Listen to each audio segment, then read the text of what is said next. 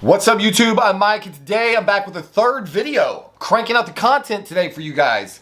I'm getting ready to go to the gym, and I thought, excuse me, I thought I'd make a quick update video about my experience with GHRP6, growth hormone releasing peptide 6. The reason I initially purchased this peptide is because it is a ghrelin agonist. It was originally believed that growth hormone releasing peptide acted on the growth hormone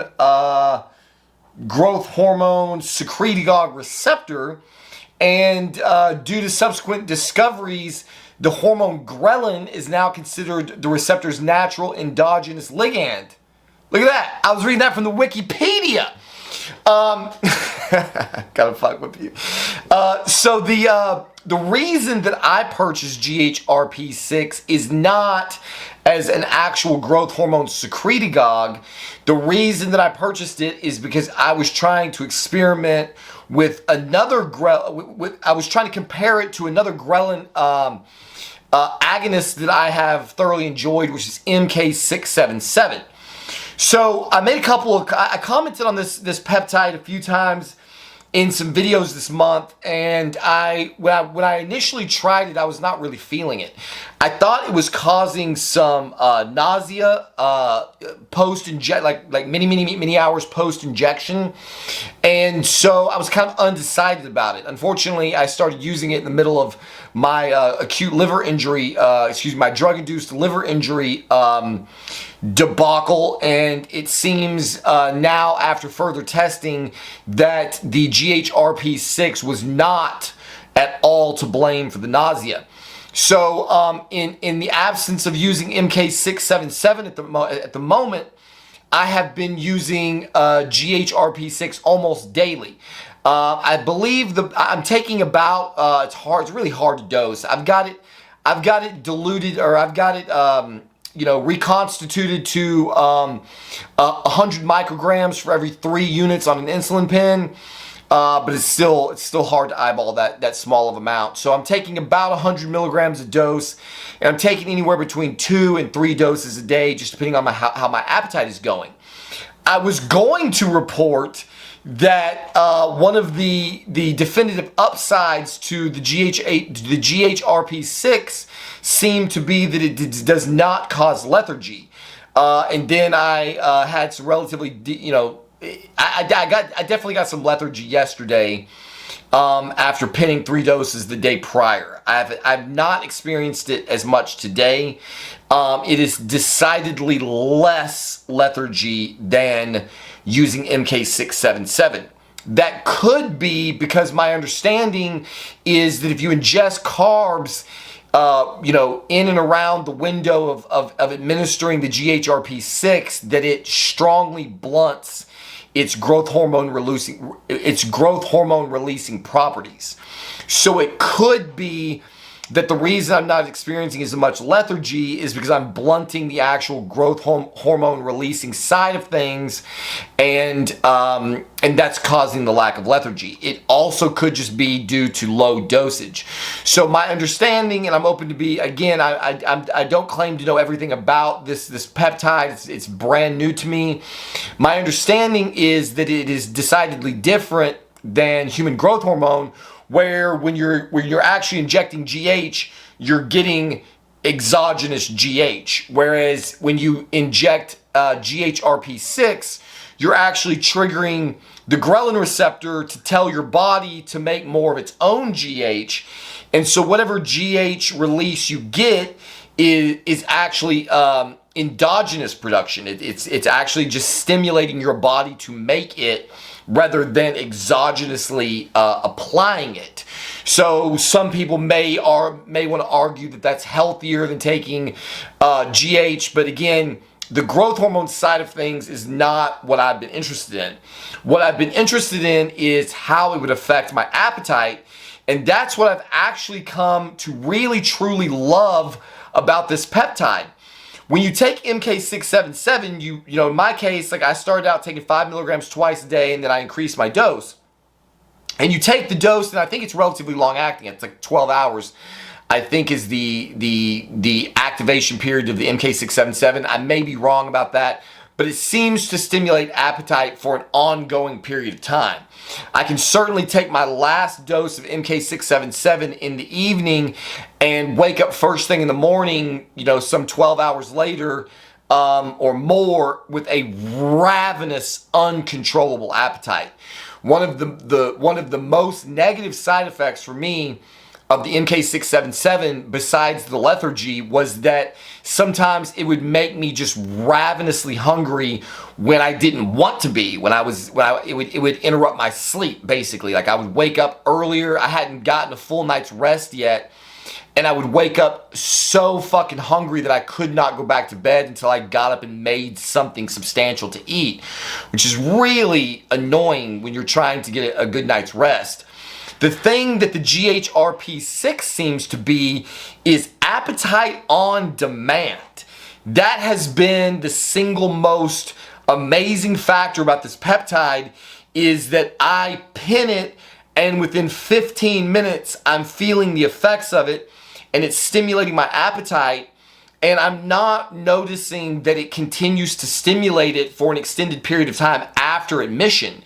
So basically, it's like you pin it, it makes you hungry for the meal you're getting ready to eat, and then that's it. I can't definitively prove that. I am definitely eating better than I was, and there's times where I think, oh, maybe I should pin some, and then I end up eating perfectly healthy without it. So I honestly cannot definitively say how long the appetite, how long it induces additional appetite, but I can tell you that it is not as acute. Even at 300 micrograms a day, it is nowhere near as acute as MK677, where you're waking up in the middle of the night starving to death. It seems to very much be appetite on demand, and that is phenomenal. So one of the ways that I've been using it is I've basically just been using it to add calories to what has already been a really healthy amount of eating for me. So, like, for example, the other day, I'm trying to increase my calories. I had eaten a big lunch, which was Whataburger meal. I'd had a Whataburger, fries, entire Dr. Pepper. So there's 1,200 calories. 2 or 3 hours later, give or take, whatever it was, my wife started cooking dinner, and I didn't have any appetite. I didn't want to waste dinner, and I didn't want to miss the calories. And so she was cooking tacos for dinner. And so I said, hey, how long until dinner? And she's like, about 15, 20 minutes. I ran into the kitchen, pinned the GHRP6. By the time she put my plate down for me to eat, I was ready to eat again. And I ate my entire plate and then went back for seconds. So that right there is a phenomenal tool to have, a phenomenal weapon to have in your arsenal when you have, again, this on-demand situation. If I had been naturally hungry, I wouldn't have needed it, and I would have just gone ahead and eaten my meal as normal. But because I had an unusually large amount of calories at one time, and I wasn't ready for dinner, I had the power to just make myself ready for dinner and then eat a really healthy dinner, and I've been gaining weight very rapidly. So since I started in the gym a week ago, I'm up 6 pounds. I haven't weighed today. I've eaten really good today. It's very possible that I'm up 7 pounds now, but I gained 6 pounds of body weight back in the first week since getting back on my feet from the drug-induced liver illness, and the GHRP has decidedly been helping with that. So obviously I'm having a much different experience with this now than I did. So I do have a couple of concerns, though. The concerns that I have do relate to the growth hormone side of things. Because I don't know how much growth hormone I'm getting, because I'm eating in and around the dosing protocol, I'm concerned about having growth hormone kind of all over the place. I always try to steer clear of that in anything that I'm taking. So one of the advantages to the MK677 is it's got a known bioavailability, it's got a known release rate, and so if I'm taking it, say, every 12 hours, I'm going to have relatively stable amounts, or at least consistent amounts, of growth hormone release in my body. with using the GHRP6 almost as just kind of like a as needed kind of a drug, there's no consistency to how much growth my body is actually releasing. And so it could be scattered all over the place, and I don't know what effects, if any, that will have. Maybe you could argue that that's better for not, creating any kind of negative feedback loop. Some people say that if you're injecting GH every single day, that your body stops producing it in the same way that your body stops producing testosterone in the presence of exogenous hormones. And so maybe the fact that I'm just willy-nilly, pinning a growth hormone agonist, in random quantities at random times, maybe it will only have additive effects. But I have no way of knowing, and I'm only about a week into this experiment. So that basically forms the source of my biggest concern. Is I can't know how much GH I'm getting because I don't know how much the carbs I'm eating are blunting its effect, and I'm not taking the GHRP on any kind of schedule. I'm just taking it when it's necessary. And so again, like I said, I just don't have any definitive way of knowing what's going on the GH side. As far as an appetite agonist, it has been doing a very, very good job. I'm not feeling the flush that I was feeling in the beginning. I'm feeling a lot less negative side effects. The only other thing is occasionally when I've pinned it, I've almost seemed to have like a local allergic reaction or something. I'll pin it and the skin, like immediately around the spot that I pin, will get red and itchy. It lasts for 15 minutes, maybe half an hour, and it goes away. That's not something totally unusual. I've had that happen with peptides before. I don't know what causes it. Maybe nicking a capillary. I don't know what it is. But sometimes the area will just turn red and be itchy. Aside from that, I've had very limited lethargy from it. I did last night.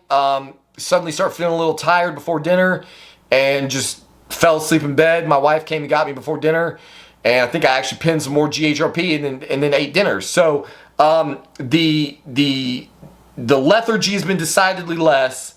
I'm experiencing no negative side effects like headache, nausea, basically anything. The appetite that it provides is immediate and on demand, and it has not been something that was uncontrollable. It's not making me ravenously hungry to the point where I would be massively overeating. Unfortunately, I've not been checking my blood sugar. I don't think it's supposed to affect it, but it might.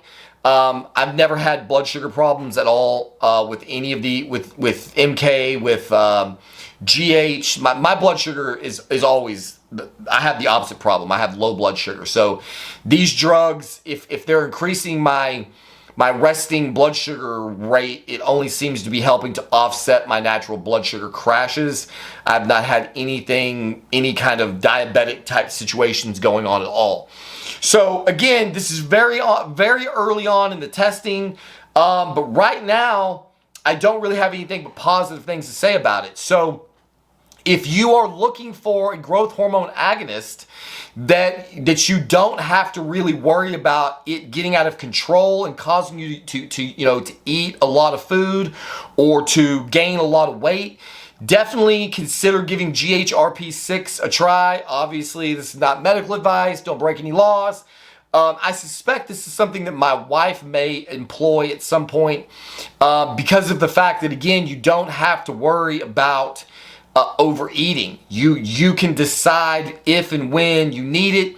So if you're having a bad day and you're struggling to get your calories in, whatever's going on, maybe you're feeling moody or emotional, maybe there could be a lot of factors where your natural appetite is just not getting it done, and you just need that little boost of help. And then bang, 100 micrograms of GHRP6, wait 15-20 minutes, and you'll be ready to eat what so far has been a relative, very healthy portion, and then go about your day with little to no side effects. So there you have it. As always, thank you for watching this video, and we'll see you on the next one.